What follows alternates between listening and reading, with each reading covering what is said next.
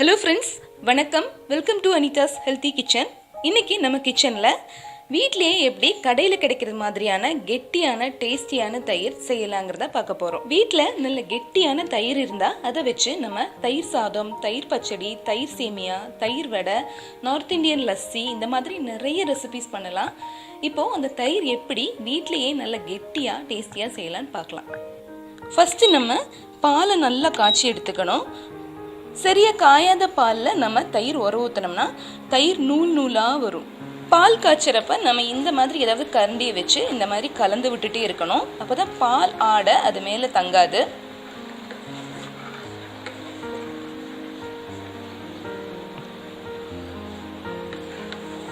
இப்போ பால் நல்லா பொங்கிடுச்சு. இனிமேல் நம்ம இதை மிதமான சூட்டில் வச்சுட்டு ஒரு 7-8 நிமிஷம் நல்லா இந்த மாதிரி கலந்து விட்டுட்டே இருக்கணும். பால் ஓரளவுக்கு திக்காகணும்.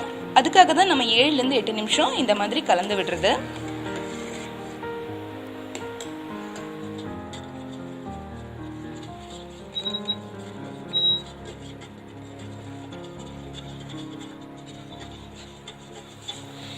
இப்போ 7-8 நிமிஷம் ஆயிடுச்சு. நல்லா கலந்து விட்டுட்டே இருந்தோம்.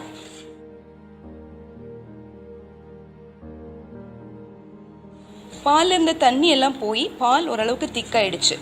இப்போ நம்ம ஸ்டவ் ஆஃப் பண்ணிடலாம்.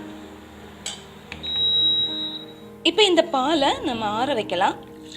நான் ஒரு மண் பாத்திரத்தில் ஊற்ற போகிறேன்.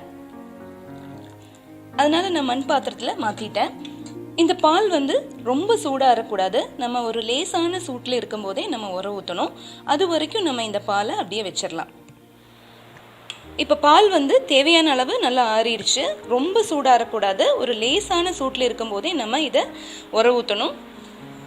இப்போ நம்ம இந்த பாலில் தயிர் சேர்க்க போகிறோம். நம்ம எடுக்கிற தயிர் நல்ல கெட்டியான தயிராக இருந்தால் தான் நம்ம ஊற்றும் போது அது நல்ல கெட்டியான தயிராக கிடைக்கும். அதே மாதிரி கடையில் வாங்கின தயிரை ஊற்றினா அவ்வளோவா நல்லா இருக்காது. இந்த தயிரை நீங்கள் ஃப்ரிட்ஜில் வச்சுருந்தீங்கன்னா ஒரு 1 மணி நேரத்துக்கு முன்னாடியே எடுத்து வச்சிடணும். அப்போ தான் நம்ம அதில் ஊற்றுறப்ப நல்ல கட்டியான தயிராக கிடைக்கும்.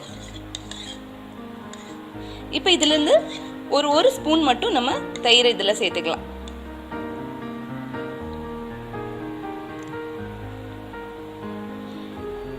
இப்போ இதை ஒரு 7-8 மணி நேரம் அப்படியே வச்சிடலாம்.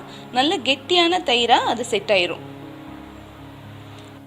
இப்போ 8 மணி நேரம் ஆயிடுச்சு. நம்ம தயிர் எடுத்து பார்த்தோம்னா நல்ல கெட்டியாக சூப்பராக வந்திருக்கு.